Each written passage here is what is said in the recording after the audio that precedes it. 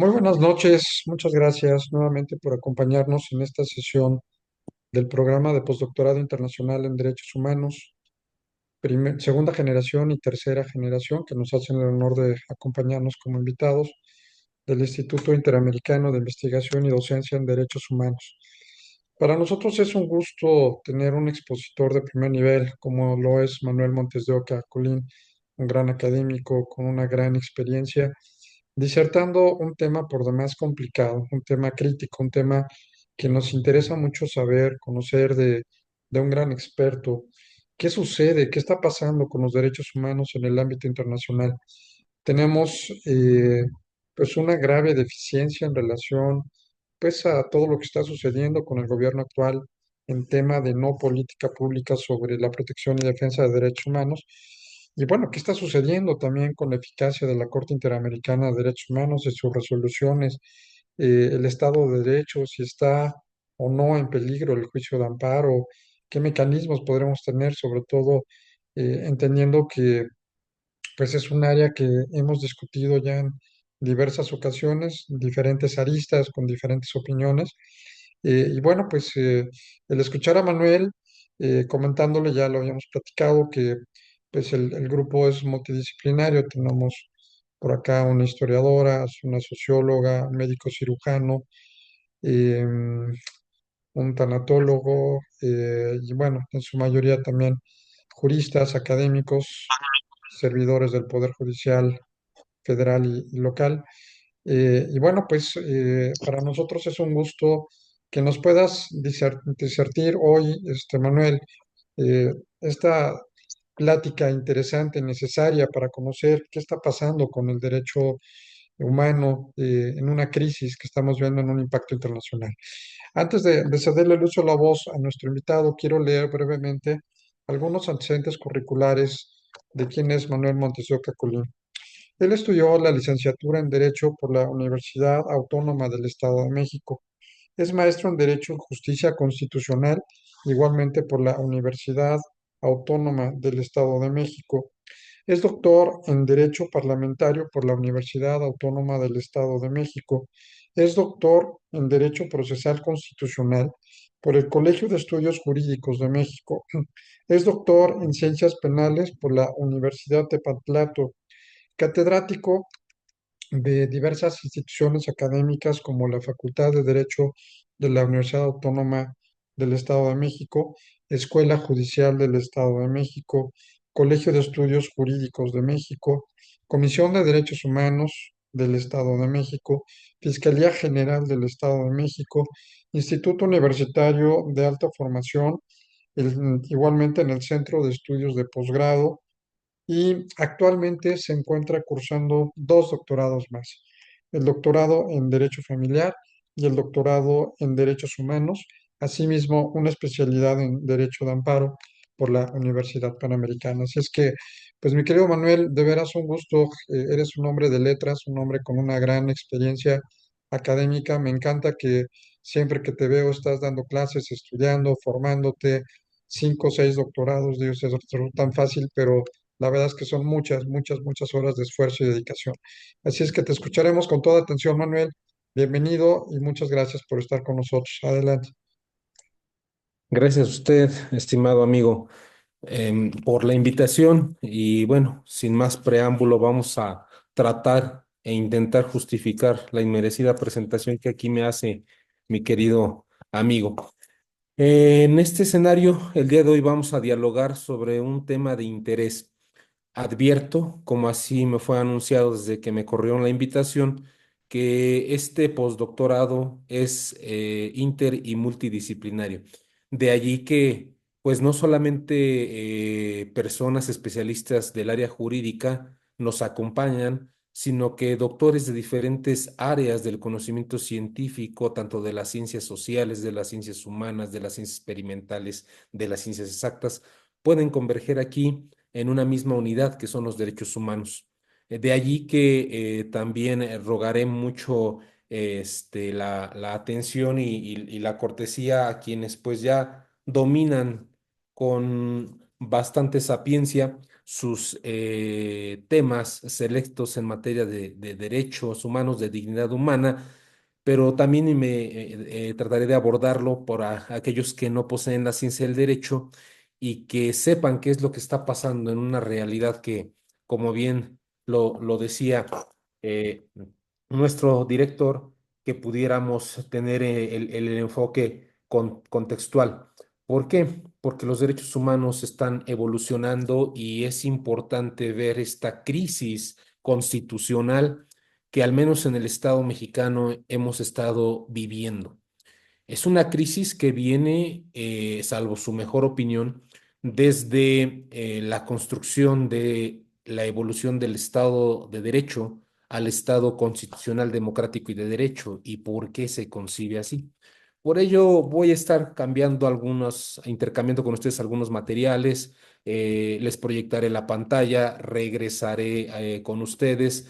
Esto más que una conferencia, más que una clase, es una charla entre amigos, expertos en sus áreas de oportunidad, tanto pragmática vivencial como dogmática existencial, y esto nos va a permitir poder ir pues nutriendo los conocimientos, que es lo que busca el postdoctorado, que en esta búsqueda de la creación del conocimiento que distingue ya a doctores y ahora postdoctores, puedan todos tener una visión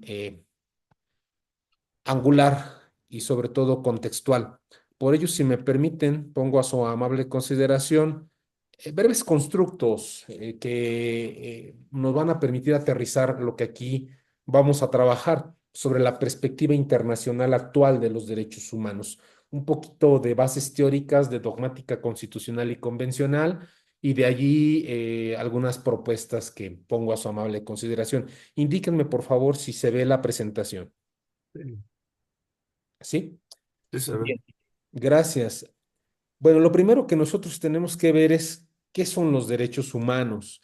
Y aquí me llama la atención de todo el cúmulo de incluso de organismos internacionales como la propia ONU, la UNICEF. A nivel nacional tenemos también los órganos no jurisdiccionales protectores de derechos humanos que han emitido diferentes pronunciamientos sobre estas acepciones. Me quedo con Pérez Luño y con Milagros Otero Parga por cuanto los constructos que integran sus propuestas, en el sentido de que hablamos de conjunto de facultades y de instituciones que en un momento histórico van a concretar las exigencias de la dignidad, de la libertad, de la igualdad y que son reconocidas positivamente por organismos y ordenamientos jurídicos tanto a nivel nacional como a nivel internacional. Aquí cuando hablamos de facultades, el elemento facultativo que distingue el elemento potestativo es que aquí nosotros podemos advertir que la dignidad humana es un enfoque discrecional de aplicación del respeto al ser humano. Y de allí las instituciones, que no me refiero a los organismos, sino a las instituciones que surgen desde la concepción del derecho humano, que es de la dignidad. Ahorita vamos a ver los elementos interdisciplinarios que distinguen a los derechos humanos, sus características, algunos les llaman principios, que van a estar reconocidos y eso es la institución. ¿Por qué?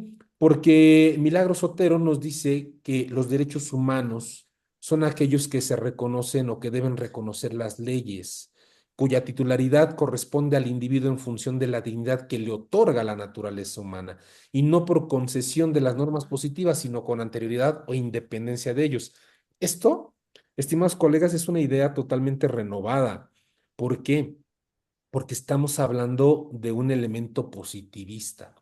Y recordemos que el derecho positivo, de acuerdo a nuestro sistema jurídico mexicano, en su gran mayoría, si no es que toda América Latina, que se rigen bajo un sistema de tradición germano-romano canónica, imperan dos vertientes, que es lo positivo y lo vigente.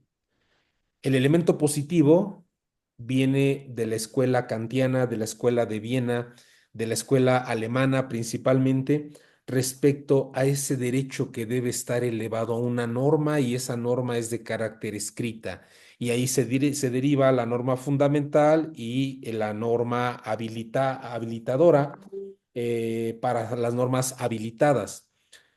En este sentido, nosotros vamos a advertir que esos derechos humanos, si están positivizados, muy probablemente han de ser respetados. Sin embargo, lo cierto aquí es que esto se queda en un elemento utópico.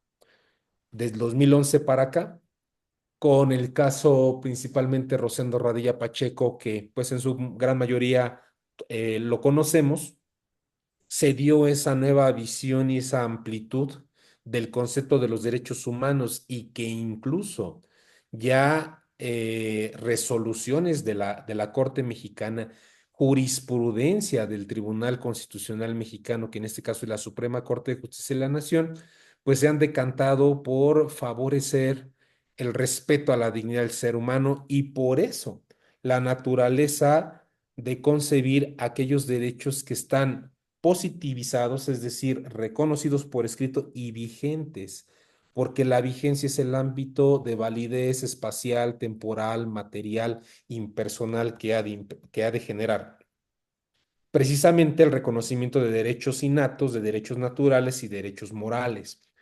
En esta clasificación, que dista un poquito de las clasificaciones que nosotros hemos conocido como primera, segunda, tercera, cuarta generación, que también las vamos a abordar, pues estamos hablando de que los derechos nacen con el ser humano y que son valiosos por sí mismos. De ahí evolucionamos de un elemento positivista a un derecho jus naturalista, es decir, a un derecho natural. Y eso es precisamente lo que permite identificar la transición del Estado de Derecho al Estado democrático, constitucional y de derecho. ¿Por qué comento esto? Porque esto tiene un impacto precisamente dentro de la justicia transnacional e internacional protectora de los derechos humanos. En este caso, yo, invitándolos a todos a la reflexión, les preguntaría, ¿qué es el principio de legalidad? Y por ende, ¿qué es el Estado de Derecho? Y de allí, ¿por qué hablamos ahora del Estado constitucional, democrático y de derecho? ¿Qué es para todos ustedes, colegas, que experimentan ustedes la protección de los derechos humanos en sus diferentes áreas de trabajo y de experiencia académica laboral? Pues seguramente vamos a reflexionar sobre estos constructos.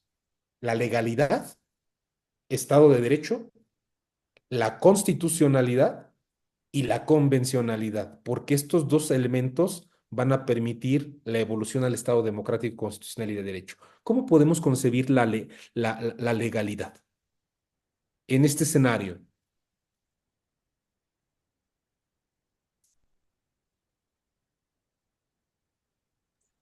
Se van a hacer preguntas directas, ¿eh? Porque son medios tímidos, así es que, Ah, como la por escuelita, adelante. Doctor, adelante. pues la legalidad se refiere a las leyes en general, ¿no? Y Ok, luego la constitucionalidad a la Constitución y la convencionalidad a la Convención ok. Interamericana, ¿no?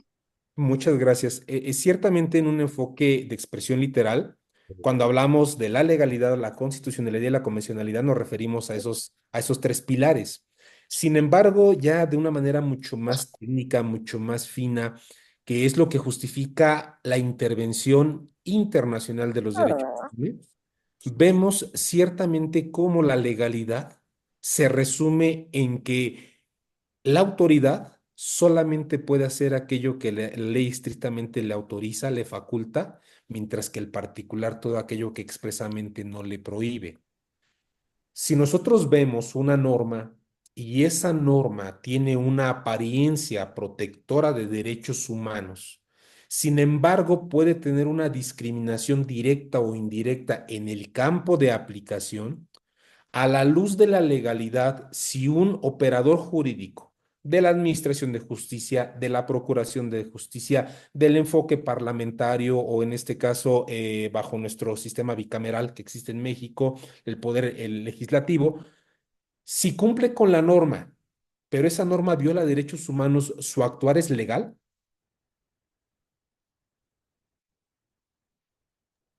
pues no debería ser legal. Sin embargo, en la administración pública así lo hacen. O sea, perdón que no prenda la cámara, pero es que está un poquito mal.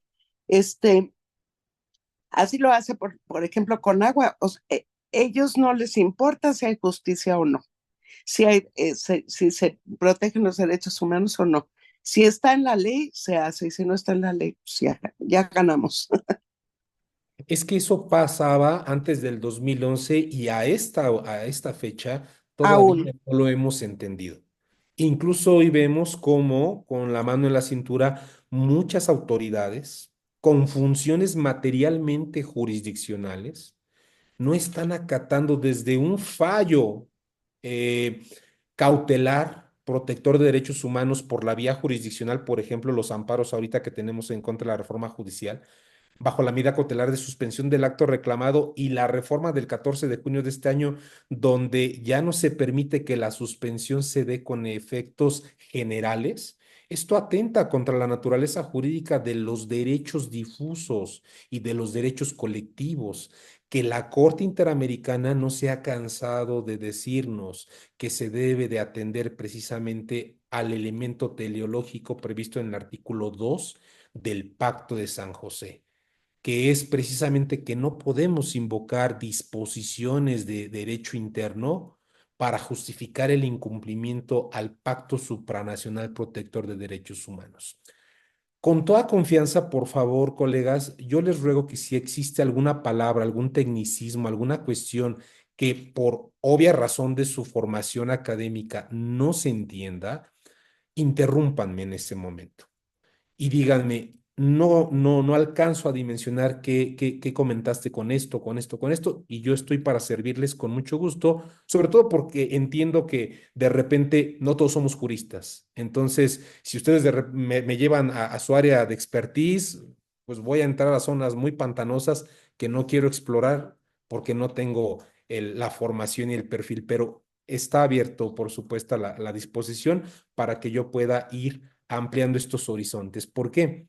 Porque precisamente en la legalidad, si la norma está así prevista, por ejemplo, les pongo un caso muy sencillo, aquí en mi ámbito de aplicación, que es el Estado de México, donde más impera estos principios devolutivos de derechos humanos es en penal, es en familiar, es en derecho laboral, es en derecho agrario. Voy a poner un caso en familiar, que es de lo más común.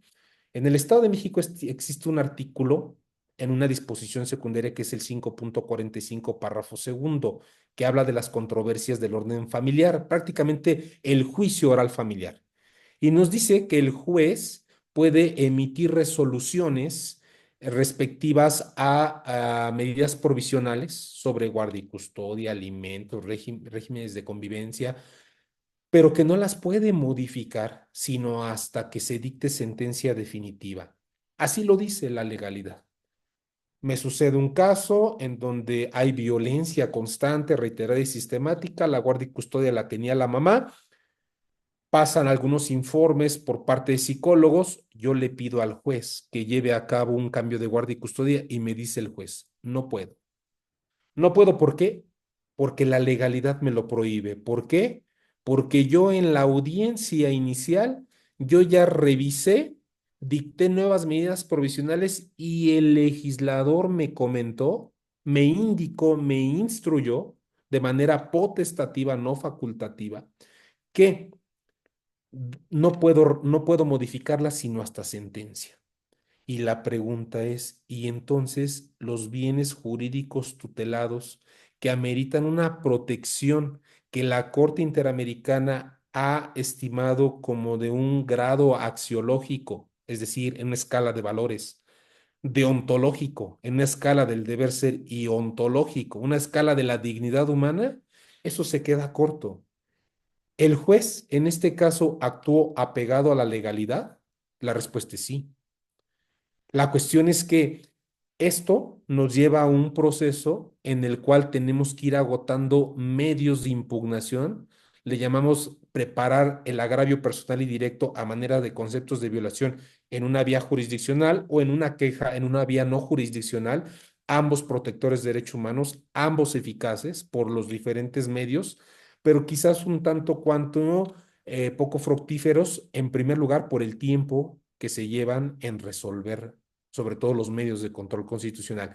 Y como se ha dado el caso en el supuesto del Estado mexicano, que no nos dan la razón y siguen violando derechos humanos, hay que llegar a instancias internacionales y pues bien sabemos que para llegar a la Corte Interamericana, el único pase de abordar se llama Comisión Interamericana. Y ahí se puede llevar simplemente, vean, el caso más emblemático del Estado mexicano, Radilla Pacheco. Los hechos sucedieron en 1973-1974. Pasaron más de 34 años para que el asunto fuera resuelto por la Corte Interamericana y para que se diera precisamente un reconocimiento internacional de lo que es la reparación integral del daño. Y esas circunstancias nos llevan a justificar que una justicia tardía, una justicia tardada, no es justicia. Adelante, colega Blanca L. Rivero. Mi estimado doctor, muchas gracias por el uso de la voz y de antemano lo felicito porque va muy poco de la conferencia y ha sido usted muy claro.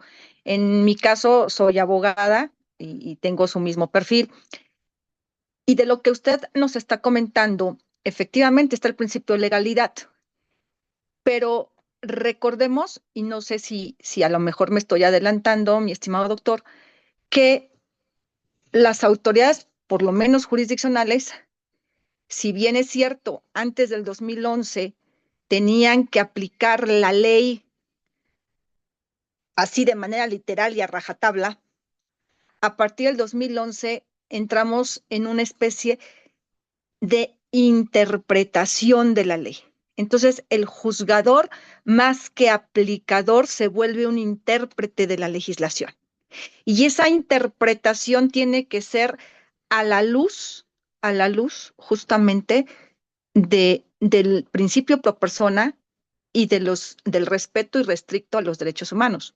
Entonces, en el caso que usted maneja de la disposición del Código Procesal Civil del Estado de México 5.42, artículo 5.42, no recuerdo bien el que usted mencionó, si bien es cierto, ahí hay una limitante no literal para el juzgador que no puede cambiar una medida provisional hasta en tanto no dicte la sentencia a fondo, bueno, en un aspecto actual, el juzgador tendría que interpretar esa disposición y decir que en base a los nuevos elementos aportados, en base al interés superior del menor, que hay nuevos elementos que justifican un cambio de guardia y custodia, incluso antes de que yo dicte una sentencia, pues también tendríamos que ponderar en este caso que está el interés superior del menor y haciendo uso de ese principio también que es constitucional, que está en el artículo 4, el juez no tendría ningún inconveniente por interpretar de esta nueva manera a partir del 2011 la disposición y emitir un cambio de guardia y custodia antes del dictado de la sentencia y no implicaría una violación, digamos, a la legalidad, sino lo que estamos haciendo es dar una protección mucho más amplia, ¿sí? A un derecho humano y que en este caso a un principio constitucional también que está en el artículo 4, que es el interés superior menor. Entonces, creo que para pasar del estado de legalidad a un estado democrático constitucional tiene que ver o partimos, mi estimado doctor, si no, si estoy en un equívoco, por favor, también le pido que me lo haga saber, de esa manera en cómo el operador jurídico, el órgano jurisdiccional, debe ahora interpretar las normas. Y creo que ahí ha estado, pues ahora el meollo, el punto medular en cuanto a esta forma de interpretación de normas. De ahí también que haya pues los métodos de adjudicación de derechos, que hablemos también, ¿no? Pues de las nuevas metodologías que hay para ponderar derechos humanos, el test de proporcionalidad, el test de igualdad, etcétera. Eso es mi punto de vista y perdón por la interrupción, doctor. Gracias. No, al contrario, muchas gracias por su participación. Y efectivamente aquí vamos de la mano. ¿Por qué? Estoy partiendo desde el elemento de la legalidad para justificar por qué la Corte Interamericana, como máximo y último intérprete de la Convención Americana, que es la Constitución Internacional de los Derechos Humanos en América, pues va a poder justificar esa metodología. Al menos en el mundo existen tres herramientas hermenéuticas para poder juzgar bajo un nuevo enfoque. Nosotros hemos escuchado y hemos conocido lo que es juzgar con perspectiva de infancia, perspectiva de género, perspectiva de discapacidad, perspectiva de adulto mayor, perspectiva de grupo vulnerable, categoría sospechosa, la que gusten y manden.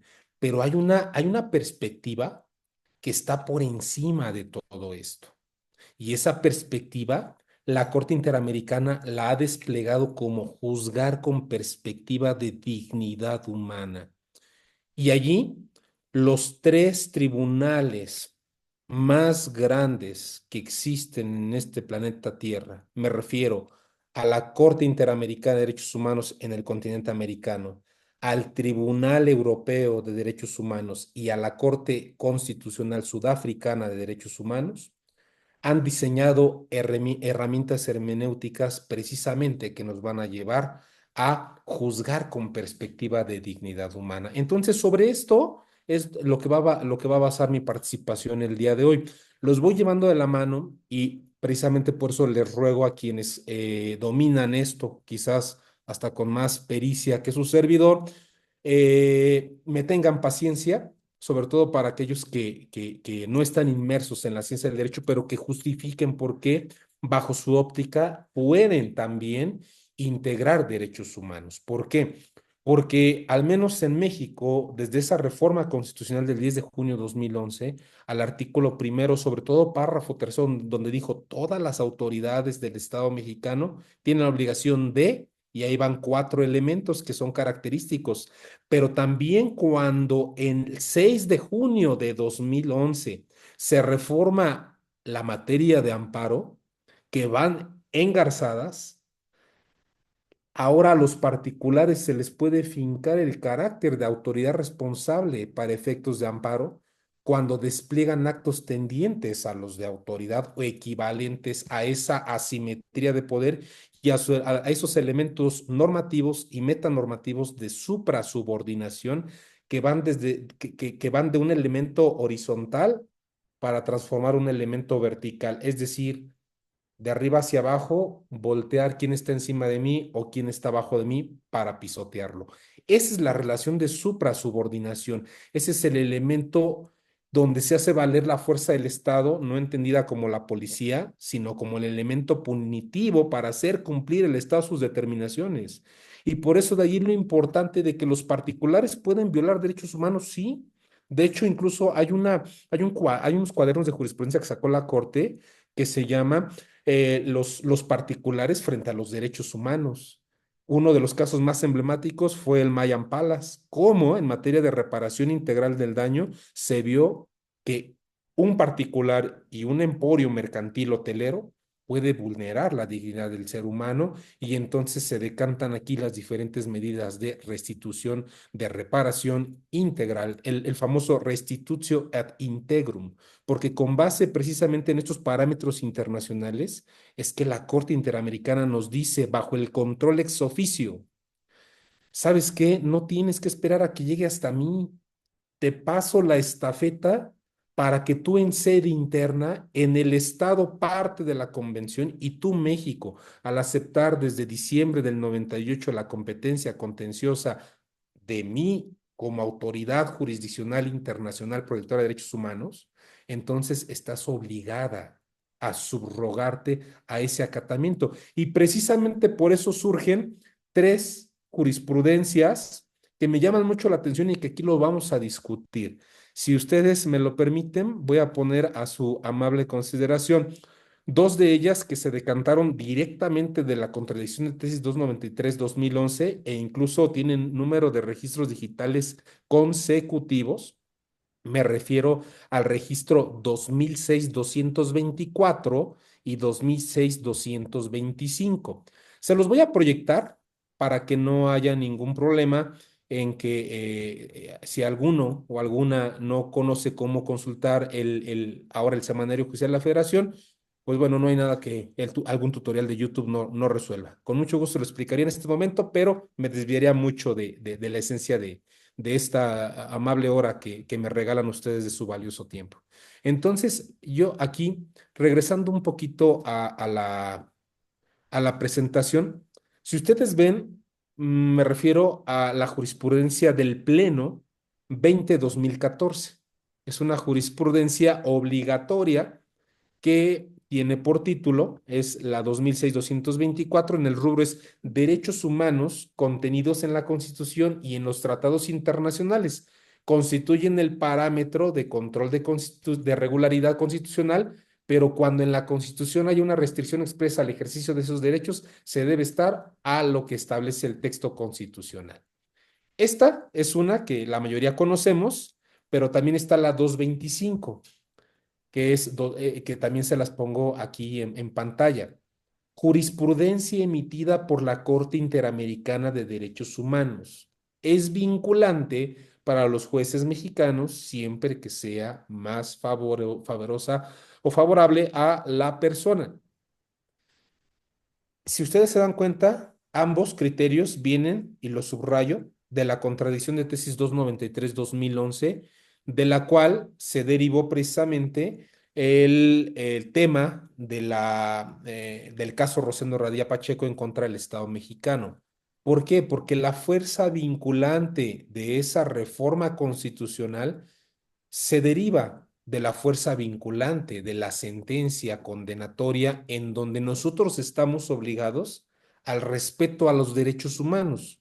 Sin embargo, creo que la mayoría tenemos plenamente conocimiento de que esta 293-2011 representó también un retroceso respecto a la cuestión de limitar la Constitución o los derechos o las restricciones constitucionales frente a los derechos internacionales. Pero en ese momento obedeció a una causa de utilidad pública y a un interés general. ¿Por qué? Porque en el 2000, antes del 2011, yo recuerdo por ahí por el 2006, 2010, cuando la Corte, ustedes recordarán que hubo un momento en donde la Corte en una de sus líneas jurisprudenciales dijo que los tratados internacionales estaban por encima de la Constitución. Y entonces cuando sucedió eso, pues sobre todo en materia penal, los que nos dedicamos a la materia penal, pues vénganos tu reino, vienen amparos por una interpretación directa al artículo 9.3 del Protocolo de San Salvador del Pacto Internacional de Derechos Civiles y Políticos. Tema específico que ahorita está en la Corte por resolverse, prisión preventiva de corte justificada. Y en ese momento, como la Corte había dicho que los tratados estaban por encima, pues, ¿sabes qué? Pues déjame salir a mis muchachitos que tienes en prisión preventiva oficiosa y que vienen con delincuencia organizada, con delitos contra la salud, con temas de alto impacto. En ese momento, el Estado mexicano no estaba preparado para poder afrontar y enfrentar un sistema de justicia penal, no obstante la reforma de junio 2008, en libertad, empezando por los brazaletes, ¿verdad? De geolocalización y toda la infraestructura que en dineros representa poder solventar ese tipo de cosas. Por eso, la Corte se decantó por decir, lo frenamos. Sabíamos que esto tarde o temprano iba a terminar mal. ¿Por qué? Porque Xompastle Tecpil versus México y Daniel García Rodríguez y Reyes Alpizar nos vinieron a decir, México, estás faltando a tu compromiso internacional. Corte mexicana, debes de respetar derechos internacionales. Corte mexicana y autoridades mexicanas de todos los niveles y de todos los órdenes, no solamente jurisdiccionales formalmente, sino también funciones híbridas materialmente, respetan, promuevan, protegen y tutelen los derechos humanos. Y en ese escenario esto empieza a cambiar. Por eso hoy, sin que la Corte mexicana se pronuncie sobre la validez o invalidez de una norma, y no de cualquier norma, de una norma constitucional, hoy ha habido operadores jurídicos, jueces de legalidad, cuya función es aplicar la norma que a través de la nueva dimensión convencional, como lo decía la colega Blanca, una interpretación más favorable, un principio pro homine o pro persona y un principio de interpretación conforme que va de la mano del principio de convencionalidad. Pero nosotros conocemos los alcances ya en esa fineza de la estructura interamericana que nos obliga a juzgar con perspectiva de dignidad humana. Es por eso que también existe otra jurisprudencia respecto a lo que se conoce como la obligatoriedad de la jurisprudencia mexicana. Es decir, hay una jurisprudencia mexicana que habla de la jurisprudencia. Esta jurisprudencia mexicana la podemos encontrar bajo el registro digital 2008-148 y es también del Pleno, es decir, no es cualquier jurisprudencia, es una jurisprudencia que a la luz del 217 de la Ley de Amparo es obligatoria y por la época que correspondió es obligatoria, porque todavía no estábamos en el 2021 con el sistema de precedentes. Entonces, al venir del Pleno, es obligatoria, se las comparto en pantalla, porque aquí empezamos a ver un límite a la protección integral de los derechos humanos. Si ustedes la pueden ver, es la 2008-148 del Pleno. Jurisprudencia de la Suprema Corte de Justicia de la Nación. No es susceptible de someterse a control de constitucionalidad y o convencionalidad ex oficio por órganos jurisdiccionales de menor jerarquía. Mi pregunta aquí, y entonces, uno de los pilares fundamentales del Estado constitucional es el fortalecimiento de los regímenes de responsabilidad de los servidores públicos. Me refiero a la reforma del 2015 y el fortalecimiento del Sistema Nacional Anticorrupción del 2016, en donde actuar contra constancias, contra jurisprudencia o contra derecho es fuente de responsabilidad de los servidores públicos. Sin embargo, ¿por qué hoy podemos apartarnos incluso del propio texto constitucional? Y entonces aquí la pregunta es, ¿y qué es la Constitución? ¿Por qué? Porque aquí la Corte Interamericana se mete a temas de dogmática y en esa dogmática es lo que aquí yo les voy a proyectar con el telos de la Constitución. No puedo hablar de derecho procesal constitucional y convencional si no hablo, por supuesto, de lo que es la universalidad, la indivisibilidad, la interdependencia y la inalienabilidad de los derechos humanos. Estos son los pilares fundamentales que se derivan de la Corte Interamericana y también del Tribunal Constitucional Sudafricano y también del Tribunal Europeo Protector de Derechos Humanos. ¿Por qué? Porque los derechos humanos no son solo de unos cuantos, por eso su universalidad. También la universalidad y su indivisibilidad es que los derechos implican que van unidos entre sí, de forma tal que no se puede pensar en la existencia de un derecho sin el respeto del otro. Eso es la interdependencia y la inalienabilidad. No deben suprimirse, porque en el momento en el cual se suprimen, entonces pasa del Estado constitucional al estado de tiranía y de ahí al Estado fallido. Por eso, autores como Karl Lowenstein nos dicen cuál es el telos de la Constitución. Y el telos de la Constitución Internacional de los Derechos Humanos. ¿Por qué? Porque quienes hemos leído a Lowenstein vamos a advertir que él hace una clasificación de las constituciones. Pero no voy a abordar estos temas porque no acabaría, pero tomo el tema central, que aquí interesa. ¿Cuál es el telos de la Constitución para Karl Lowenstein? La creación de instituciones que limiten el poder público. Y por lo tanto, aquí encontramos la justificación de los derechos humanos y de las garantías constitucionales. ¿Por qué? Porque el derecho humano ese es el conjunto de prerrogativas, es el elemento sustancial. En cambio, las garantías constitucionales representan esa vía, esa herramienta, ese camino, esos medios para que las personas puedan hacer efectivos sus derechos. Esto, estimados colegas, la Corte Interamericana lo ha establecido bajo un enfoque que en México trajimos y que lo utilizamos de una manera indistinta, y lo cierto es que no. Bloque de constitucionalidad y convencionalidad y parámetro de control de regularidad constitucional. Son dos cuestiones que van de la mano precisamente, porque al hablar de derechos humanos, ya dijimos que los derechos humanos son ¿qué? Son indivisibles, pero son interdependientes. Y de allí, si nosotros hablamos del bloque, per se, como un elemento simbiótico, tenemos el parámetro. En cambio aquí, incluso la Corte Mexicana le llamó parámetro de control de validez constitucional. Así estaba la primera propuesta, incluso en el voto particular de la 293 de Cosío, y después le llamaron parámetro de regularidad constitucional. Mi pregunta es, ¿y nosotros conocemos esas dimensiones que vienen del derecho internacional? ¿Son sinónimos, colegas? ¿Por qué?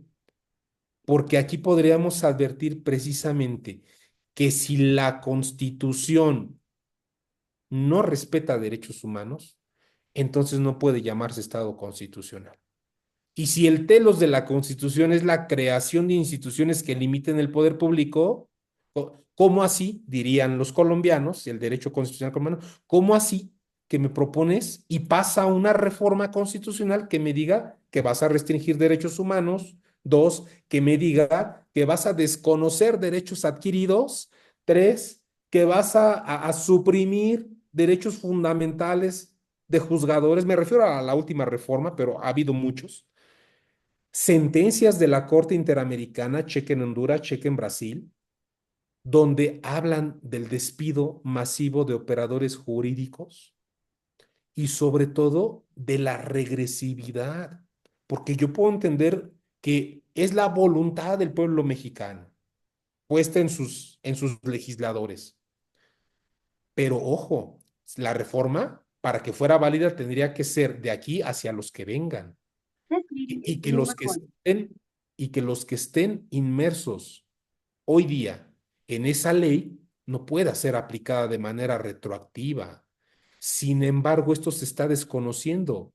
¿Cómo entender que el telos de la Constitución es la creación de instituciones que limiten y controlen el poder público, cuando hoy tenemos una reforma, no solamente de la del 15 de septiembre, sino de la semana pasada, en donde me dicen, no puedes controlar jurisdiccionalmente las decisiones del legislativo? Oye, y entonces, ¿qué pasa con el artículo 49 constitucional, con el 8.1 y con el 25.1 y punto 2 de la Convención? ¿Dónde está el acceso a la justicia y dónde está la tutela judicial efectiva?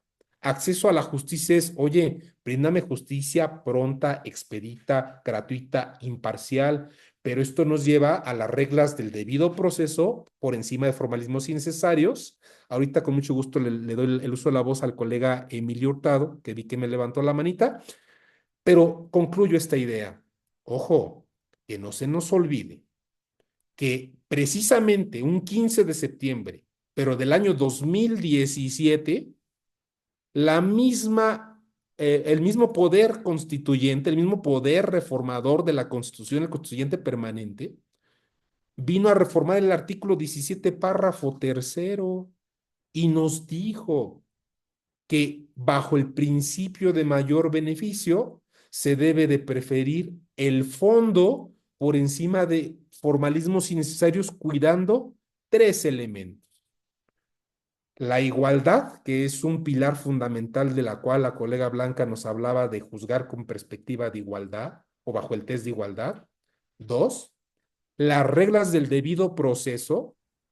Y las reglas del debido proceso es, no puede haber retroactividad ni en perjuicio de alguien, y mucho menos puede haber un poder omnipotente e infalible del reformador, porque no es una deidad, es un ser humano falible, hombre y mujer, que está legislando y que también puede errar y que debe de someterse al control constitucional porque hasta donde yo recuerdo el 49 constitucional nos dice que el supremo poder de la federación se divide para su ejercicio en ejecutivo, en legislativo y judicial, y el judicial que es el contrapeso precisamente de esos excesos, como también a la luz del 110 de la Constitución puede ser el legislativo el contrapeso del judicial si el judicial se excede en sus facultades y como lo puede ser también el ejecutivo en el fincamiento de responsabilidades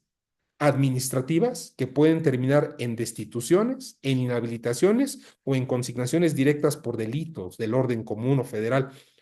Esto está en sentencias de la Corte Interamericana. Ya les cité tres criterios. Ahorita vamos a ver dos más.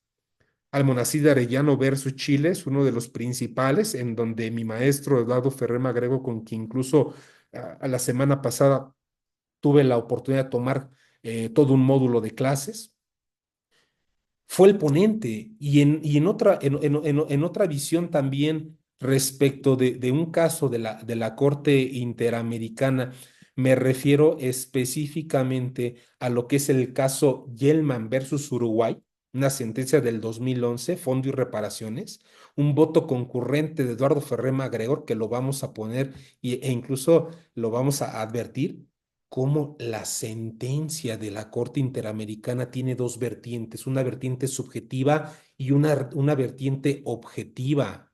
Y aquí los expertos en materia de reparación del daño van a poder advertir lo que es la reparación integral, directa, la objetiva, y la reparación subjetiva, es decir, la responsabilidad civil objetiva y la responsabilidad civil objetiva. Y de allí poder advertir las diferentes medidas de reparación. Y entonces estas sentencias se convierten en, pues, meros derechos de papel. Y si los derechos no son pragmático-vivenciales, como diría don Sergio García Ramírez, como lo diría también acá en la universidad a la cual soy egresado, Enrique Uribe Arzate, si los derechos no son vivenciales, son derechos de papel y por lo tanto no es un Estado constitucional. ¿Por qué? Porque además de que no respetan derechos humanos, no existen las instituciones que puedan ser esa garantía para que se puedan, ante una conculcación, ante una violación flagrante, poder entrar a su defensa. Antes de darle uso de la palabra a nuestro colega Emilio Hurtado, que seguro estoy va a enriquecer esto con toda su experiencia, les dejo una pregunta para el tintero de la reflexión. Si los derechos humanos, desde un elemento positivista, imperan en la Constitución y significa que papelito habla, si los derechos humanos no están en la Constitución, entonces no deben ser respetados. Hay un hay muchos autores que hablan de esto. Yo les recomendaría mucho a Edgar Carpios Marcos. Hay una obra que se llama La cláusula de los derechos no enumerados y que nos dice precisamente que no esperemos tener todo en la Constitución. Para eso hay que acudir al pacto supranacional, pero sobre todo la evolución del Estado de Derecho con la legalidad al Estado constitucional con la protección de los derechos humanos y ahora al Estado neoconstitucional, porque no basta esa protección y no basta esa garantía. ¿Qué sucede cuando hay una colisión entre normas, derechos, valores y principios? ¿Cómo lo resolvemos? Bueno, yo creo que Ferrajoli, Robert Alexi y todos esos clásicos, Hart, Perelman, Olbricht, Triteca, todos los que ustedes ya leyeron y que nos faltan por leer, nos van a ilustrar sobre estos test, porque eso es precisamente lo que desarrolla tanto la Corte Interamericana como los otros tribunales internacionales. Colega Emilio, sea usted bienvenido con su participación. Buena noche.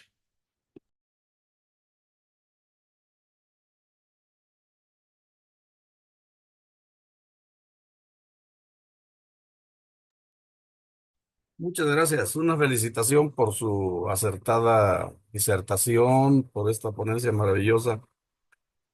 Pero por aquello de que el que pregunta nunca se equivoca, ¿verdad? Me queda la inquietud. Expresamente, la Ley Nacional de Derechos Humanos tiene tres excepciones. Una de ellas, si no mal recuerdo, es la excepción precisamente en asuntos jurisdiccionales, en asuntos de huelga, que en ese caso sería derecho laboral, de huelga y hay otro caso que no recuerdo, pero son tres. Entonces, en todo este contexto, pues, ¿cómo quedamos? ¿En qué quedamos entre tanta teoría, tanto conocimiento, tantas propuestas y digamos, que no opera, son excepciones? Y eso lo dice expresamente la Ley Nacional de Derechos Humanos. Se me escapó si me pueden ayudar. Son tres excepciones. En asuntos jurisdiccionales, estoy seguro, en asuntos de huelga, y hay otro, si me pueden ayudar allí. ¿Cómo quedaríamos allí, doctor, en esta situación en donde expresamente la Ley Nacional de Derechos Humanos no permite intervención o participación? Gracias, colega Emilio. Es que precisamente esa circunstancia es una visión legalista, y no porque lo diga usted, sino es porque está en la norma. Ujú. En la norma está una restricción a los derechos humanos. ¿Cómo vamos a resolverla? Antaño, esto era impensable. De hecho, incluso aquí, ahorita que usted estaba hablando, me eché un clavado aquí a mi biblioteca. Hay una obra que se llama Catálogo para la clasificación de violaciones a derechos humanos. Esta la emitió el organismo protector de derechos humanos acá en el Estado de México, que es la CODEM. Aquí, en este catálogo de protección, hace referencia al derecho a lo que es el debido proceso, a la legalidad y a la seguridad jurídica. Ciertamente existe una justificación legal de por qué no se permite la protección no jurisdiccional o la intervención no jurisdiccional protectora de los derechos humanos en elementos jurisdiccionales. Incluso la Corte nos dice, los tribunales federales nos dicen que no se puede someter un control constitucional a otro control constitucional porque sería interminable. Y además porque la eficacia de los dos van a vías distintas, pero eso se rompe a la luz de la interpretación conforme al bloque de constitucionalidad. ¿Por qué? Porque aquí nosotros vamos a empezar a descifrar cuál es esa evolución de la legalidad al bloque y al parámetro.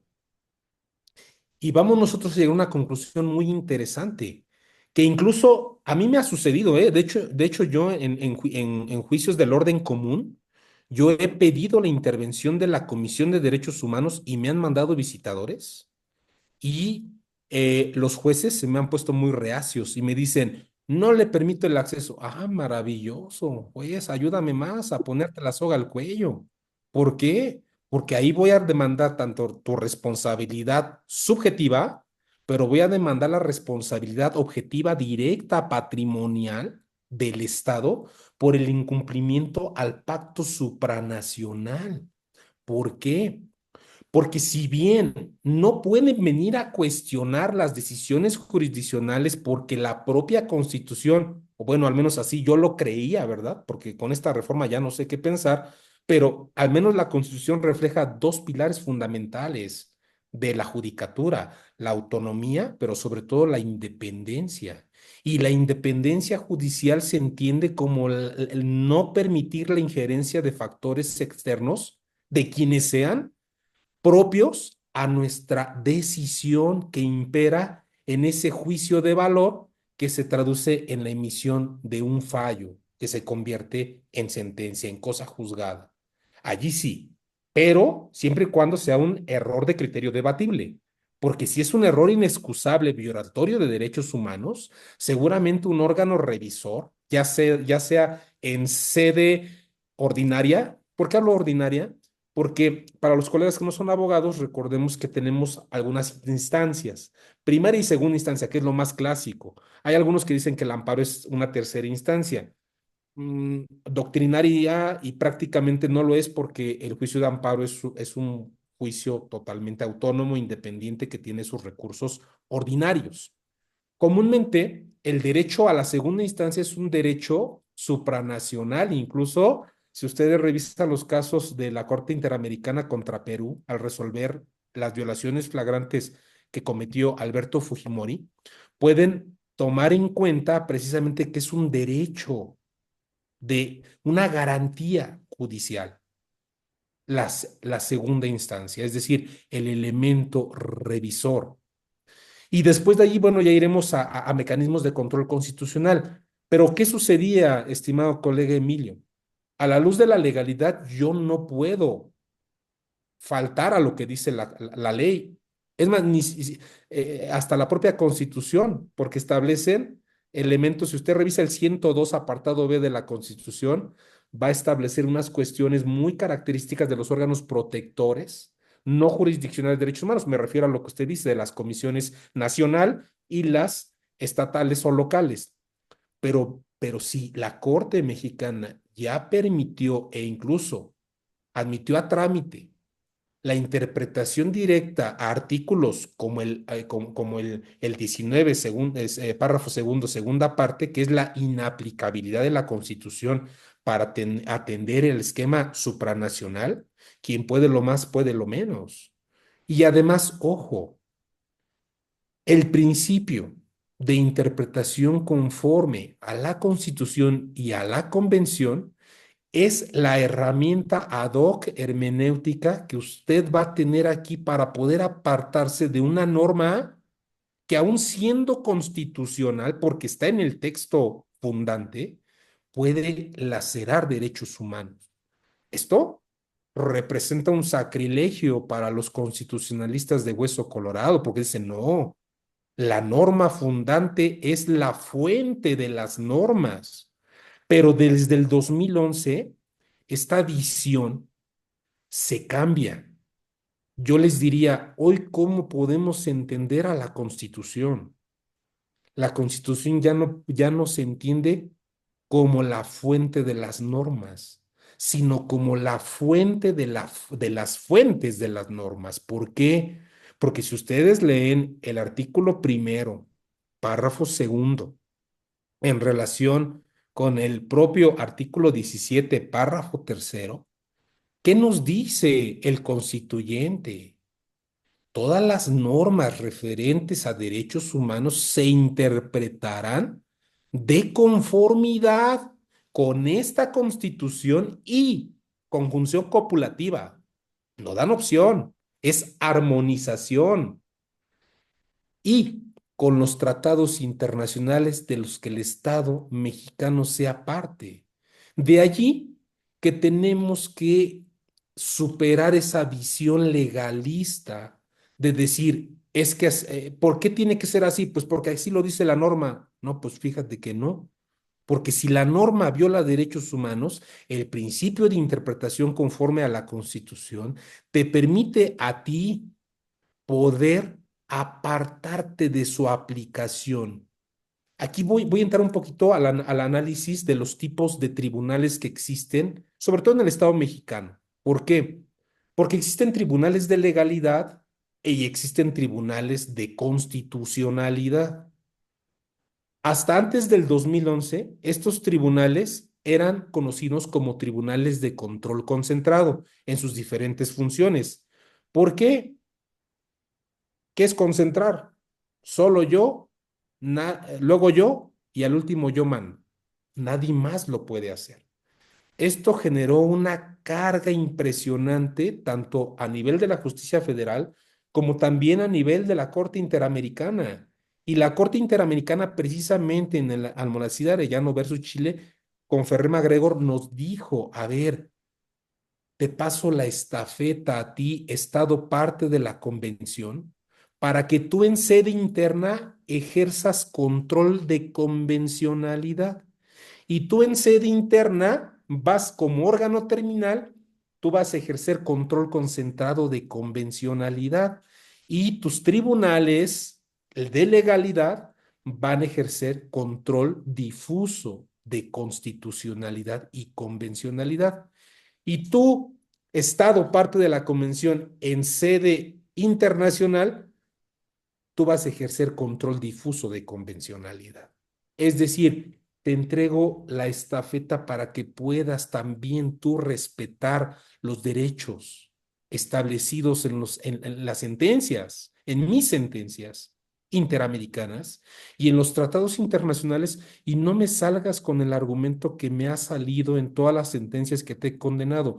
Es que no lo puedo aplicar porque no está en el ámbito de mis competencias, porque la legalidad solamente me dice que yo solamente puedo hacer esto. Y si yo hago de más, si yo me aparto, entonces me pueden llevar al banquillo de los acusados por faltar a la legalidad.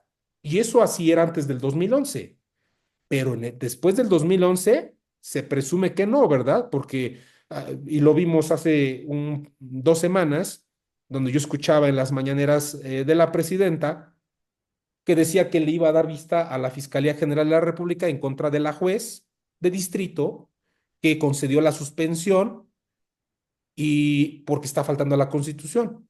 Y después la mañanera de los jueces dicen, a ver, no, no te equivoques, esta circunstancia es totalmente distinta porque, ojo, la interpretación conforme bajo el bloque y el parámetro permite hoy concebir que olvidémonos así totalmente de esa famosísima pirámide, la que nos enseñaron desde la escuela como la pirámide de Kelsen, que ni era pirámide y que ni era de Kelsen. Pues, y de entrada fue su maestro Kant quien incorporó los elementos que integran la distribución jerárquico-normativa vertical. Para una mayor comprensión, con mucho gusto se las pongo aquí a su amable consideración. Si ustedes pueden ver en la pantalla, antes del 2011, la visión era analizada bajo un enfoque de supremacía constitucional, donde la Constitución estaba hasta arriba, de tal manera que yo no le podía sostener ni jurisdicción ni competencia a un superior, tanto en jerarquía, hablo de mis jefes, como en jerarquía normativa, hablo del sistema de distribución de fuentes. Allí es donde se concebía la Constitución como el sistema de fuentes. En cambio, después del 2011, surge el bloque y el parámetro de regularidad constitucional. Y entonces empezamos a verlo así. Miren, si ponemos atención, vamos a ver cómo, incluso gráficamente, superamos la pirámide, que en el momento que aventamos un prisma, ha de caer siempre un pico hacia arriba por gravedad. En cambio, ¿qué pasa con un círculo? La vida constitucional y convencional hoy es cíclica. Y entonces nos dicen, el bloque y el parámetro están integrados por la Constitución, la jurisprudencia interamericana y las normas de derechos humanos contenidas en tratados internacionales. Y esto genera el nuevo parámetro de control de regularidad constitucional. Por eso, esta es la pregunta que yo someto a la consideración desde hace rato, antes de escuchar a nuestro colega, el doctor Emilio. La cláusula de los derechos no enunciados. Un derecho humano puede promoverse, puede respetarse, puede protegerse y garantizarse, aunque no necesariamente esté previsto en una constitución estatal. Edgar Carpio Marcos nos dice, sí, sí es posible. ¿Cómo? Desde la teoría de la convencionalidad.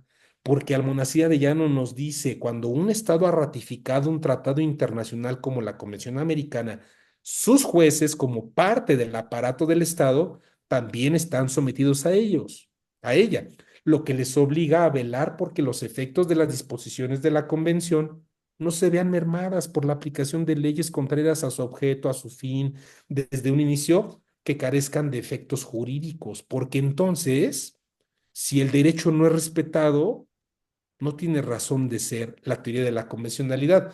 Aquí es donde yo les hablo de la que Ferrer MacGregor, al resolver Yelman versus Uruguay, nos dice, la sentencia interamericana, en tanto adquiere la autoridad de cosa juzgada internacional, despliega los contenidos y efectos de la sentencia en dos dimensiones, de manera subjetiva y directa hacia las partes de la controversia. ¿Aquí a qué me refiero?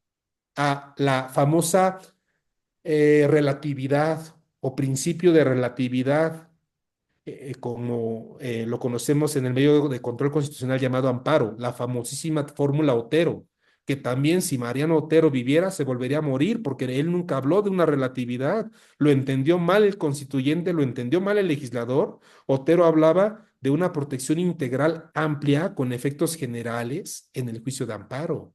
Y el segundo punto, de manera objetiva e indirecta hacia todos los estados parte de la Convención Americana.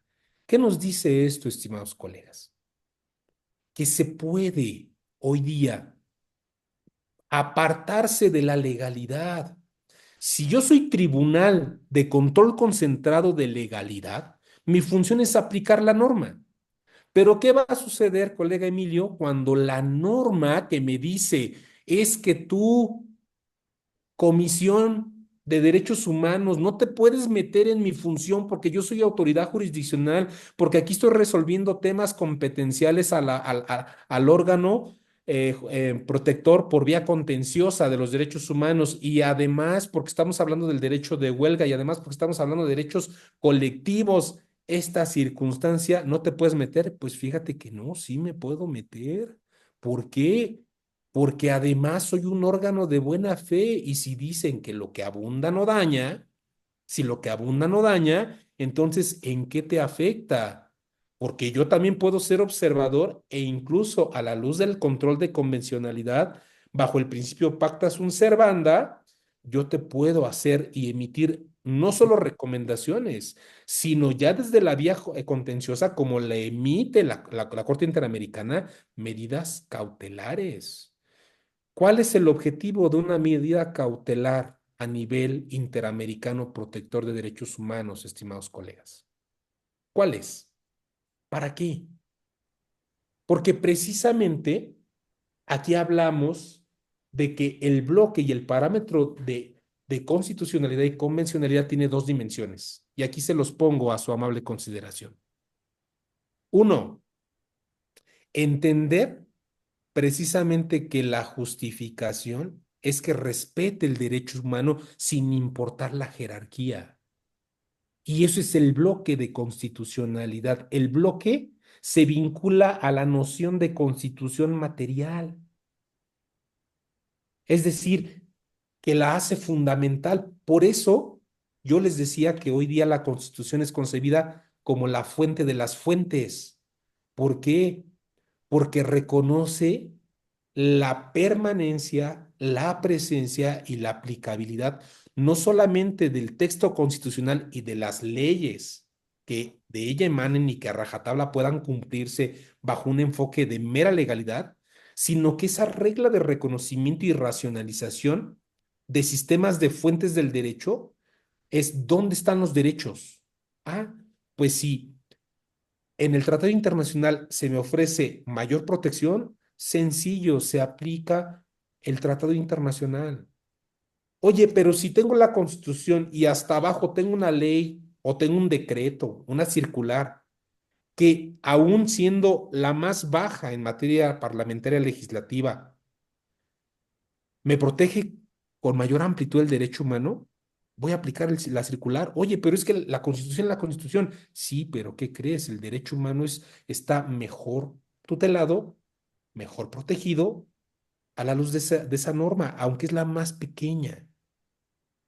Y el parámetro de regularidad constitucional se vincula a la Constitución procesal, es decir, ubica a la norma suprema como criterio de enjuiciamiento práctico para la resolución judicial de las controversias a su esfera. Es decir, cómo se interrelacionan los derechos humanos. Por eso, aquí, ¿cómo se logra eso, colega Emilio? Y todos, todas, juzgando con perspectiva de dignidad humana.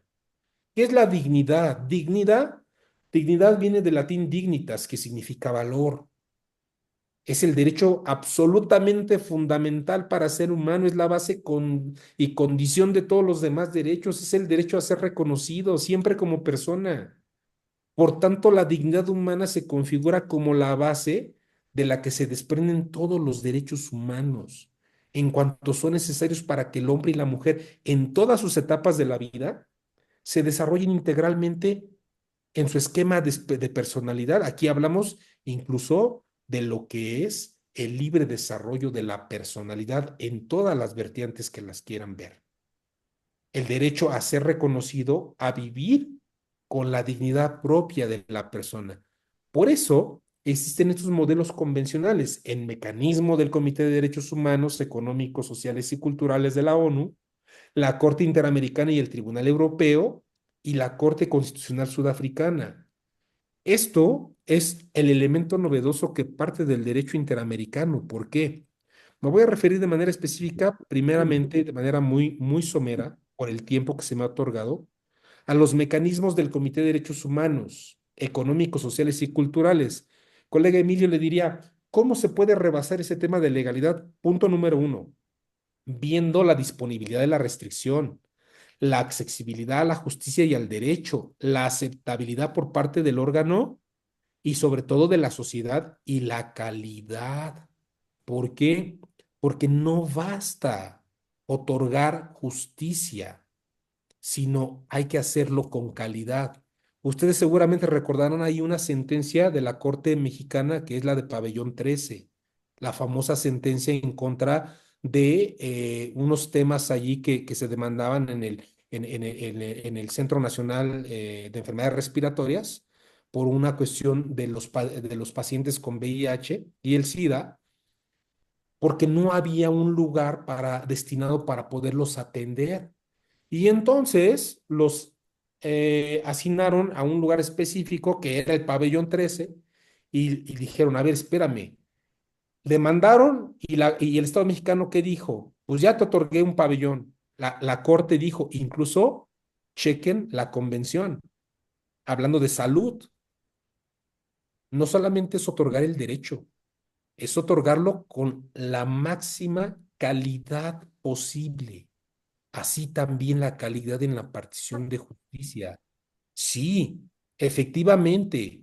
Yo tal vez, órgano protector no jurisdiccional de derechos humanos, no me puedo meter a tu decisión por independencia, pero sí te puedo hacer recomendaciones. ¿Por qué? Porque los derechos humanos son universales y tú tienes que tener la suficiente humildad constitucional y convencional para aceptar esas recomendaciones y no caer en la soberbia de que tú no sabes, tú no sirves. ¿Por qué? Porque finalmente la comisión va a mandarla a la comisión en sede nacional, la va a mandar a la Comisión Interamericana o uno mismo puede acudir y presentar su queja en la comisión en Washington, D.C. y ya ellos advertirán si alcanza para poder mandarla a la Corte Interamericana. Pero esto se supera con el principio de interpretación conforme a la Constitución. ¿Cómo? ¿En qué consiste el principio de interpretación conforme a la Constitución? Uno, en primer lugar, va dirigido a los tribunales de control concentrado de legalidad. ¿Por qué? Porque los tribunales de control concentrado de constitucionalidad no tienen problema, esa es su tarea diaria. Dos, tiende a proteger derechos humanos de manera indirecta porque su pilar fundamental es salvaguardar la validez constitucional de normas secundarias, es decir, evitar a toda costa que la norma se declare inconstitucional. Por eso hay que estirarla lo más que se pueda para darle una interpretación mucho más amplia.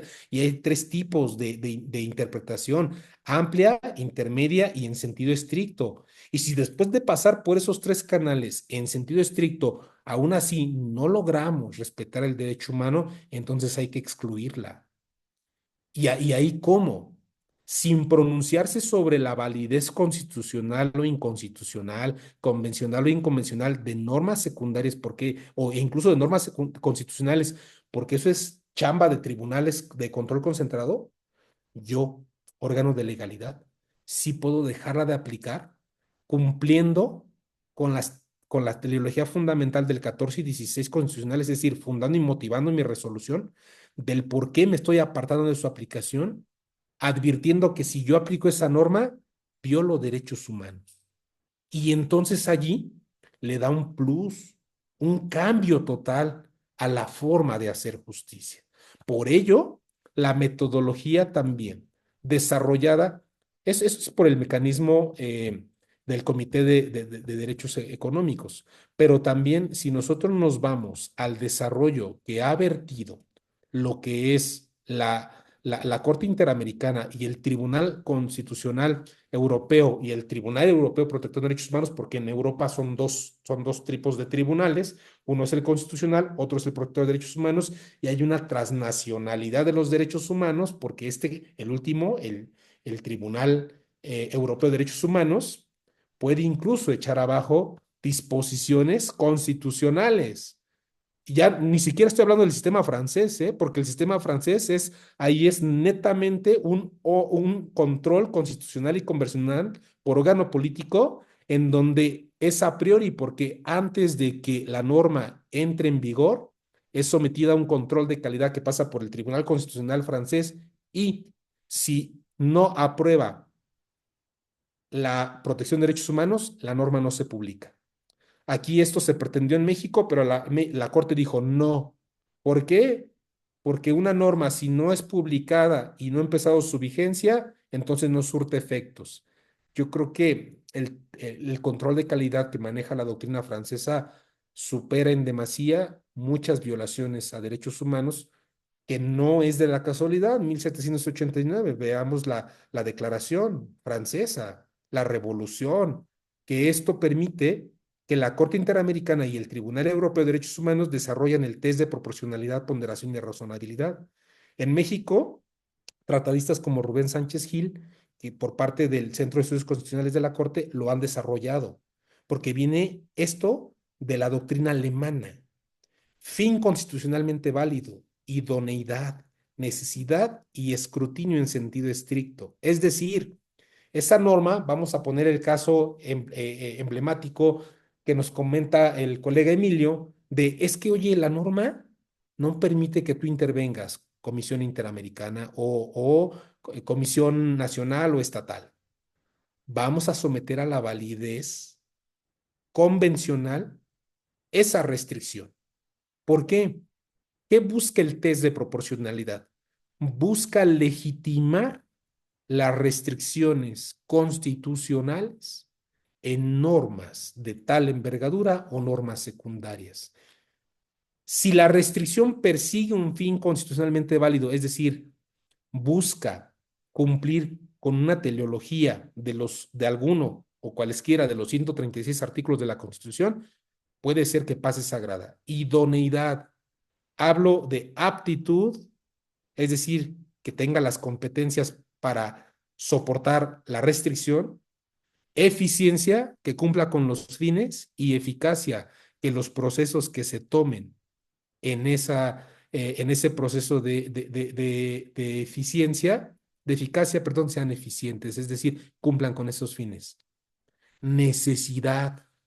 Tengo yo que investigar si existen medidas igualmente efectivas, pero menos lesivas para hacer valer el derecho. Y si existen, entonces la medida de restricción ya no pasó, es sagrada y por lo tanto va para atrás. Hay que excluirla. Y esto es la cuarta grada, que es el escrutinio en sentido estricto. La verdad que es una metodología muy interesante, que se concatena precisamente con el modelo de la Corte Constitucional Sudafricana. Se las pongo a su consideración antes de dar el uso de la voz a Huawei, no sé quién sea, pero así aparece, para que nos externe su participación. Vean ustedes, la Corte Constitucional Sudafricana, de la cual retoma la Corte Interamericana estos constructos convencionales, nos dice que el test de razonabilidad se debe de tomar en cuenta: uno, la capacidad de la inclusión de la medida; dos, el impacto de la medida; tres, los intereses a la dignidad; y cuatro, la denegación de derechos específicos. Si ustedes pueden advertir, la Corte Sudafricana es una corte mucho más humanista. ¿Por qué? porque sale del elemento formal, sale de esos tecnicismos, que necesidad, que idoneidad. No, la Corte Sudafricana, atendiendo precisamente al elemento antropológico, sociológico, que es su raza, la raza africana y sudafricana, que ha sido históricamente desventajada en condiciones incluso de miseria, nos dice que la capacidad de la inclusión debe precisamente permear en identificar aquí que se puede concebir e incluso específicamente una restricción como un elemento que atenta contra la dignidad y por lo tanto que no es necesario esperar a que lleguen a instancias incluso supranacionales como la Corte Interamericana o en este caso la Corte Sudafricana para atenderlo. Es decir, tienes que incluirla dentro de tu sistema interno. Dos, tienes que ver qué impacto tiene la medida en el corto, mediano y largo plazo. Proyecciones. La inclusión trae el impacto positivo porque se puede proceder a una inmediata revisión de validez con base en la dignidad. Porque el tercer punto de la Corte Sudafricana es cuáles son los intereses relativos a la dignidad del grupo afectado. Cuidado. La dignidad humana como condición y requisito base de los derechos fundamentales de la cual deriva la integridad física, psíquica y moral, para que de allí veamos que el impacto que tiene la denegación de derechos específicos puede ser igual o proporcional o incluso mayor al impacto que traiga a la sociedad, porque si a la sociedad se le genera un impacto mayor, aunque ya la ley de amparo no los haya derogado, en la reforma de junio de este año, sí se pueden conceder determinaciones suspensionales con efectos precisamente generales. ¿Por qué? Porque, y con esto concluyo esta participación, porque aquí se desarrollan dos prolegómenos que hablan de los derechos difusos.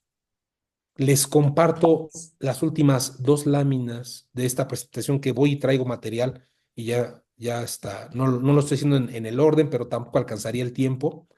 Pero si ustedes ven, podemos comprender que los derechos difusos no se concreta a un individuo en lo específico, sino se concibe a un grupo humano, ni siquiera determinado, ni con una personalidad, ni con un interés jurídico concreto e individualizado. Aquí Enrique Quiroz Acosta nos dice que el interés difuso es una forma de interés general, pero el interés cualificado que permite la actuación, la acción, el ejercicio, no exclusivo del Estado, sino también de organismos no gubernamentales protectores de derechos humanos para crear un beneficio hacia la colectividad. Y por eso en México se fortaleció el concepto del interés difuso y el interés colectivo que se concatena con el interés jurídico, porque el interés jurídico quizá es lo más fácil de acreditar, porque el interés jurídico es la titularidad del derecho subjetivo violado. Es decir, a mí me están afectando de manera directa. El problema se torna cuando es a la colectividad. En resumen, en un interés difuso, no se sabe a qué grupo determinado de personas o de sujetos se está llevando la afectación o la violación al derecho humano.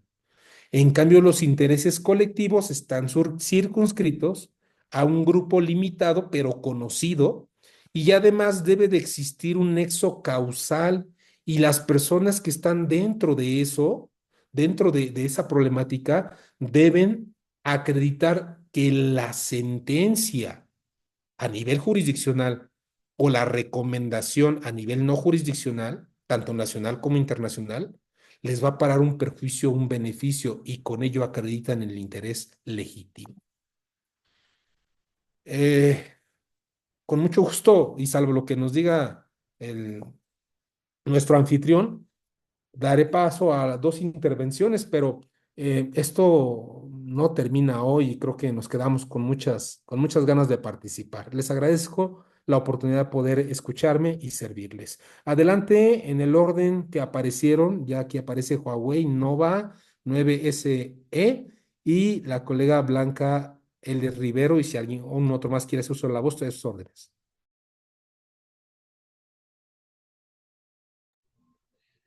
Muchísimas gracias, doctor.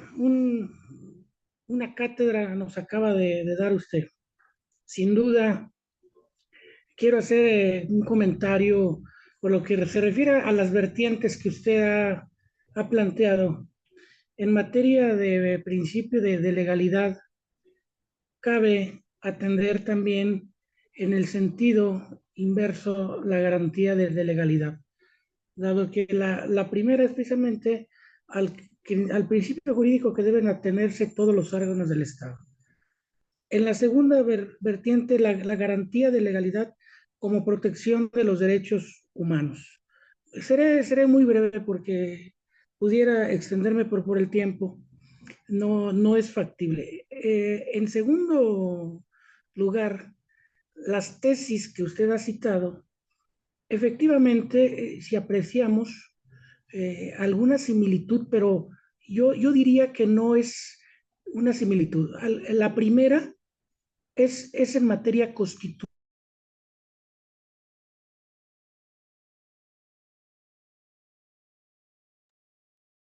Creo que se trabó, ¿verdad? Bueno, confiemos que ahorita regrese. De ser así, sino mientras complementando su aportación, les voy a compartir dos elementos fundamentales que van a poder fortalecer esos constructos respecto al tema de la legalidad y su evolución a la convencionalidad que viene del derecho supranacional y que lo abordé al inicio de la disertación. Principio de mayor beneficio. Registro Digital 2023-741. En resumen, todas las autoridades judiciales y aquellas con atribuciones materialmente jurisdiccionales del país deben privilegiar la resolución de fondo de los conflictos sometidos a su potestad sobre formalismos procedimentales siempre y cuando no se afecte la igualdad entre las partes. Este criterio de jurisprudencia, que viene de la reforma del 15 de septiembre de 2017 al artículo 17, párrafo tercero, me encantó y lo pongo textualmente en el segundo párrafo, porque la Corte Mexicana dijo, exige un cambio en la mentalidad de las autoridades para que en el despacho de los asuntos no se opte por la resolución más sencilla o rápida, sino por el estudio que clausure efectivamente la controversia y la aplicación del derecho sustancial. Colega Emilio, todas, esto va a fortalecer el por qué se pueden apartar de preceptos legales e incluso constitucionales, porque dice aquí que la incorporación explícita de tal principio en la Constitución General pretende que permee en el sistema de justicia nacional y nos lleva a entender el debido proceso y los ajustes al procedimiento. Aquí tenemos el caso de la Corte Interamericana de Derechos Humanos de Ruano Torres y otros contra El Salvador. Es una sentencia del año 2015 donde nos dice, ojo, el debido proceso se refiere al conjunto de requisitos que deben observarse en las instancias procesales. ¿Cuál es la finalidad? Pues que las personas estén en condiciones de defender adecuadamente sus derechos, que se les dote de las garantías de seguridad y certeza jurídicas. Son diversos requisitos que deben observarse en todas las instancias para que pueda materializarse y efectivamente reflejarse un beneficio de los justiciables en condiciones de igualdad. Por eso dice, se refleja en tres dimensiones.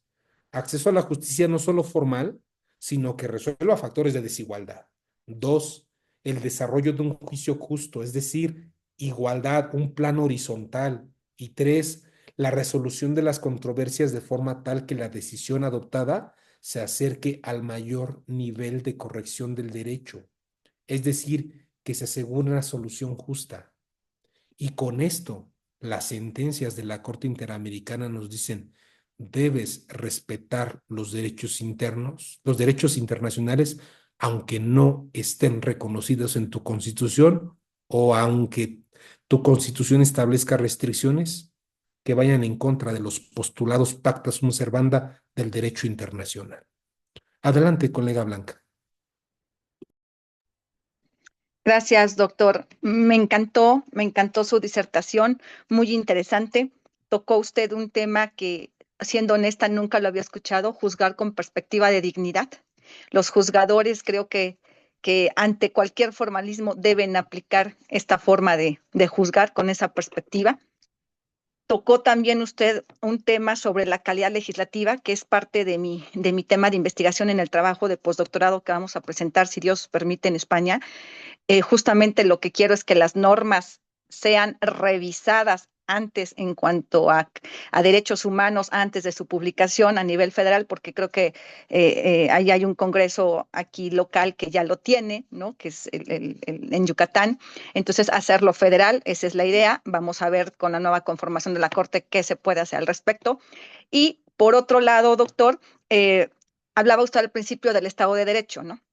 Entonces, en un Estado de Derecho, pues tanto los gobernados como las mismas autoridades, todos estamos obligados a acatar la normatividad, ¿no? Y aplicar las sentencias de los tribunales, porque por eso tenemos un Estado de Derecho, por eso no vivimos en la barbarie donde cada quien pueda hacerse justicia por propia mano. Tenemos el derecho de acceso a la justicia, donde quien quiera reclamar un derecho lo tiene que hacer por la vía jurisdiccional de los tribunales. Y cuando no estamos de acuerdo, doctor, con una resolución jurisdiccional, pues están los recursos ordinarios y están los juicios extraordinarios, como en este caso el de amparo, ¿sí? Para inconformarnos de esas resoluciones. Incluso juicio de amparo, recursos, por si tampoco estoy de acuerdo con la resolución de amparo. Y hablando de autoridades que no estén de acuerdo con algunas resoluciones, también en un plano de igualdad también pueden interponer recursos. Entonces, en un Estado de Derecho, donde las mismas autoridades, y no voy a mencionar quién, pero todos sabemos quién, en una mañanera y a nivel nacional dice, yo no voy a acatar esto, ¿sí? Y voy a proceder incluso en contra de la juzgadora. O sea, desconocemos la fuerza de una cosa juzgada, desconocemos que tenemos un Estado de Derecho y que como autoridad soy la primera obligada a poner el ejemplo del Estado de Derecho, ¿sí? Y entonces esto, al final de cuentas, y voy a retomar sus palabras, doctor, pues nos va a llevar, o ya estamos en un Estado autoritario y dentro de muy poco en un Estado fallido, ¿sí? Y entonces todo eso que se ha construido, doctor, como usted bien lo dice, con las nuevas metodologías de interpretación, o sea, del 2011 para acá no es mucho tiempo, doctor, lo que hemos avanzado, lo que se ha avanzado en cuanto a derechos humanos. Vemos 2011, pero en realidad es poco tiempo, doctor. Ahorita todo lo que se ha avanzado para justamente emitir sentencias lo más apegable a la dignidad de las personas, con las nuevas metodologías de interpretación, adjudicación de derechos y todo, para que pues de un plumazo, ¿no? Sin pies ni cabeza, pues se acabe con una división de poderes, que fue un principio esencial de la Constitución del 17, y que ese principio ha sido desaparecido por un constituyente, pero no el originario, sino uno posterior. Entonces, eliminar división de poderes, eliminar organismos que fueron creados justamente para garantizar mayormente derechos humanos, organismos autónomos, ¿sí? Quitar con la última reforma acciones y controversias, ¿sí? En contra de normas constitucionales. O sea, todo esto, doctor, no cabe duda para los que conocemos el tema. En el caso, como usted, que mis respetos, y yo quiero que usted nos vuelva a dar 3, 4 disertaciones más, ¿sí? No podemos negar que estamos en un estado autoritario, ¿sí? Entonces, pues esa es mi reflexión, y que pues yo creo que en un abrir y cerrar de ojos estaremos en un estado fallido. Y el estado actual de los derechos humanos, pues yo pienso, doctor, que todo lo que se ha avanzado de un plumazo regresa o es en una retroactividad en perjuicio de las personas. Y eso es totalmente lamentable, doctor, es preocupante para los que vivimos aquí y conocemos el tema. Y pues no sé, en este momento, ¿qué puedo yo como abogada, qué puedo aportar? ¿No? Más que en el momento que estamos en un foro frente a alumnos, decirles, muchachos, las vías, los causos legales siempre son los tribunales. Ese es el Estado de Derecho y agotar todas las instancias para revertir una resolución judicial. No hay de otra, doctor. Es cuanto. Y muchas felicidades, doctor. Claro, sobre todo aquí un tema importante que incluso lo escuché de un legislador académico de la UNAM, doctor en Derecho, que dice, es que no vamos a permitir que los jueces sean legisladores. A ver, no, no te equivoques. No son legisladores. Lo que pasa es que tú tienes que distinguir entre lo que es disposición normativa y norma. Y no lo digo yo, consulten a Guastini. Guastini hace la diferencia específica que la disposición normativa es ese quehacer legislativo que impera para poder dar una determinada solución formal, pero la norma se crea en el momento en el cual esa disposición se interpreta. Y perdón, pero la interpretación le corresponde al órgano jurisdiccional. Muchas gracias. Pues no sé si hay alguna otra última intervención. Si no lo hubiera, pues Manuel, no me resta más que felicitarte. Me uno a lo que se ha comentado, una cátedra verdaderamente de términos, de ideas, de propuestas, de fundamentos, sobre todo, de análisis que debemos de tener para tener esas herramientas de todo el problema internacional de la falta de tutela real de los derechos humanos, esa gran crisis que estamos viviendo en relación al respeto a los derechos humanos, esa falta de cumplimiento a las sentencias de la Corte Interamericana, el gran desencuentro que se ha tenido por algunos eh, integrantes de movimientos que permiten pues este tipo de atrocidades en contra de la propia Constitución, con las reformas y demás que estamos viviendo en México y en otros países, esta grave crisis. Pues muchísimas gracias. Me uno a lo que dice la doctora Blanca, que podamos seguir platicando en alguna otra ocasión, que tengas oportunidad para profundizar en algunos otros puntos que pues ahorita nos quedamos picados por la cuestión del tiempo. Creo que la mayoría notamos algunos temas que nos hiciste favor de compartir para profundizar, para leer, para buscar los antecedentes. Y pues de antemano, Manuel, pues nuestro agradecimiento, nuestro afecto. Muchísimas gracias por haber estado hoy con nosotros. Y bueno, pues a todos y a todas que nos hacen el honor de acompañarnos, pues también muchísimas gracias. Adelante, Abel, bueno, las felicitaciones, Abel, Blanca, y bueno, pues Manuel, muchísimas gracias de veras por la excelente ponencia. Gracias a usted y a todos ustedes por la invitación y por la oportunidad de compartir las ideas. Pues muy buenas noches, que descansen. Muchas gracias. Gracias, buenas noches. Buenas noches.